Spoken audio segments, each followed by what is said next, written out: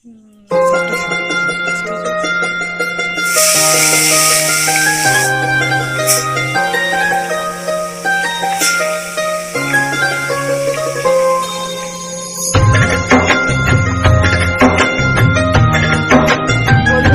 আমি আপনাদের জন্য পটল ইলিশের মালাইকারি রেসিপি নিয়ে চলে এসেছি। এটা খেতে খুবই দারুণ। এটা আগে আপনারা বানিয়েছেন নাকি আমাকে কমেন্টে অবশ্যই জানাবেন। এইটা আজকে আমি আপনাদের সাথে শেয়ার করব বলে চলে এসেছি। এইটা বানানোর জন্য আমি কি কি উপকরণ নিয়েছি সেটা আমি দেখিয়ে দিচ্ছি। এই যে ইলিশ মাছ নিয়েছি আমি, এখানে ইলিশ মাছের এই যে চাকা নিয়েছি আর 3টে মুড়ো নিয়েছি। মুড়োতে এই যে মাছ আছে দেখতেই পাচ্ছেন, এইগুলো বড় বড় ইলিশ মাছ ছিল। আর এই ইলিশ মাছগুলো দিয়েই আমি আজকে এই পটল আর ইলিশ মাছের মালাইকারিটা বানাবো। এর জন্য এই যে পটল নিয়েছি আর এই গোটা গোটা পটলই নিয়েছি, আর এই যে মুখের দিকে কেটে আমি 4 ভাগ করে নিয়েছি, মানে 4 ফালা করে ফেলেছি আর কি, এইভাবে কেটে নিয়েছি। এবারে এখানে ফোড়ন দেওয়ার জন্য তেজপাতা নিয়েছি, শুকনো লঙ্কা 2টো আর গোটা গরম মশলা নিয়েছি, চেরা কাঁচা লঙ্কা নিয়েছি।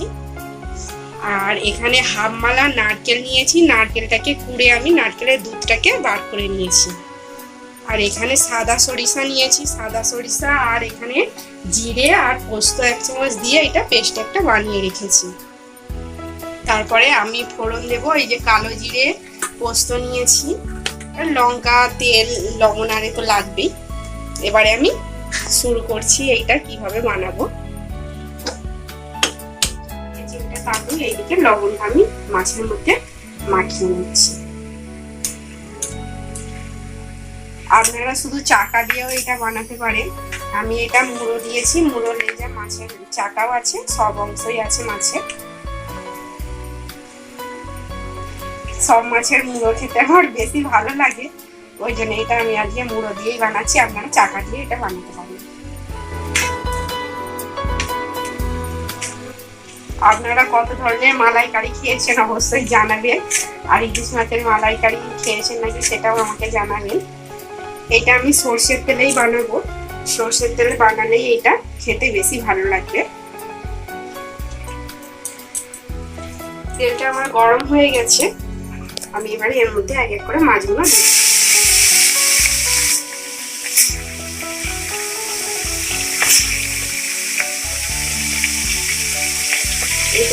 আমি ভালো করে ভেজে নেব। মাছের যেহেতু মাথা, এই জন্য আমি এইগুলোকে বেশি ভালো করে ভেজে নেব। লাল করে ভাজা হয়ে গেছে আমার, এবারে আমি একটু পাত্রে তুলে নেব।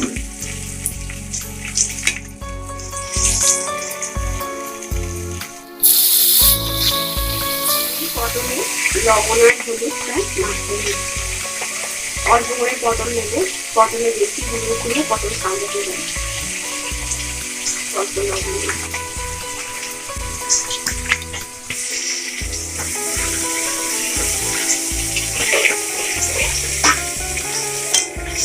ঢেকে দিচ্ছি, ঢাকা দিয়ে দিয়ে ভেজে ফেলবো। ভাজলে পটলটা ভালোভাবে সেদ্ধ হয়ে যাবে।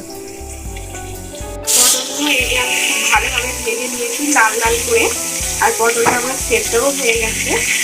এবার আমি তুলে দিচ্ছি।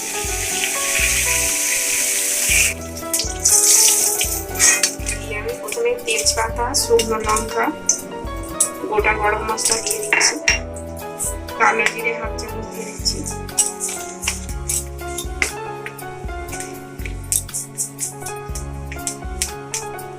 পোস্ত 1 চামচের মতো দিচ্ছি।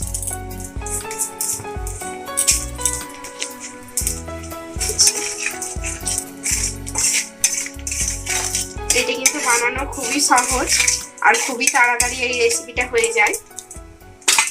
এবারে আমি যে পোস্ত আর সাদা সরিষা আর জিরে বাটাটা এর মধ্যে দিয়ে দিচ্ছি।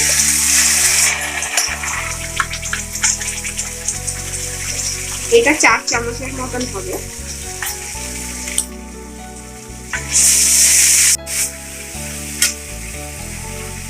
এবারে পরিমাণ মতো লবণ দিয়ে দিচ্ছি,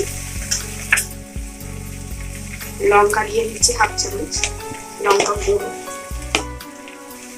হলুদ গুঁড়ো 1/2 চামচ দিচ্ছি, চিনি 1/2 চামচের মতন দিচ্ছি। ভালো করে নেড়ে নেব।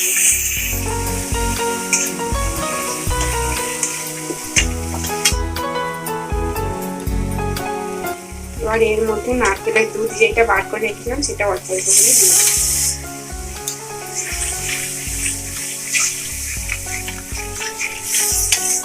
এটা যদি একবার বাড়িতে বানান তাহলে এর সাথে ভাতের সাথে আর কিছুই উপকরণ আর লাগবে না, মানে রান্না তরকারি কোনো রকম তরকারি আর লাগবে না। এই রান্নাতেই মানে আপনারা এক থালা ভাত অবশ্যই খেয়ে নেবেন।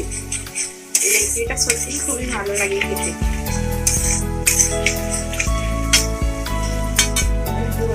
দিয়ে দিচ্ছি, আমি অল্প একটু জল দিচ্ছি, এক এক করে মাছগুলো আমি এতে দিয়ে দিচ্ছি।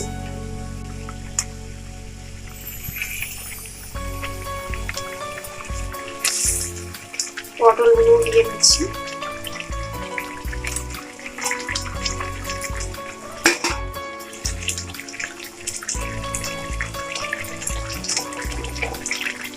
চেরা কাঁচা লঙ্কাগুলো দিয়ে দিচ্ছি।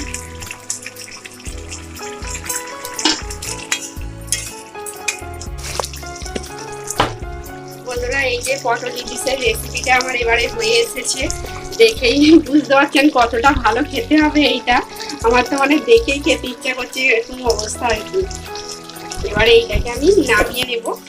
আর আপনারা যদি আমার চ্যানেলে নতুন হয়ে থাকে সাবস্ক্রাইব করার অনুরোধ রইল। আর এই রেসিপিটা অবশ্যই একবার বাড়িতে বানিয়ে দেখবেন আর আমাকে কমেন্টে জানাবেন এই রেসিপিটা আপনাদের কেমন লেগেছে, তাহলে আমারও ভালো লাগবে যে আপনারা বানিয়েছেন নাকি। এবার আমি গ্যাসটা অফ করে দিচ্ছি।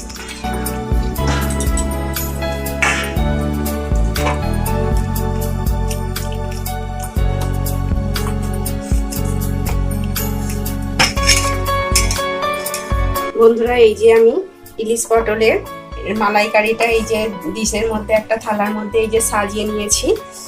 এইটা এবারে খাওয়ার অপেক্ষায়, আমি এখন খাচ্ছি না বন্ধুরা, আপনারা খেয়ে অবশ্যই বলবেন। আর আমার নিত্য নতুন রেসিপি পাওয়ার জন্য বা দেখার জন্য অবশ্যই আমার এই চ্যানেলটাকে আপনারা ফলো করবেন।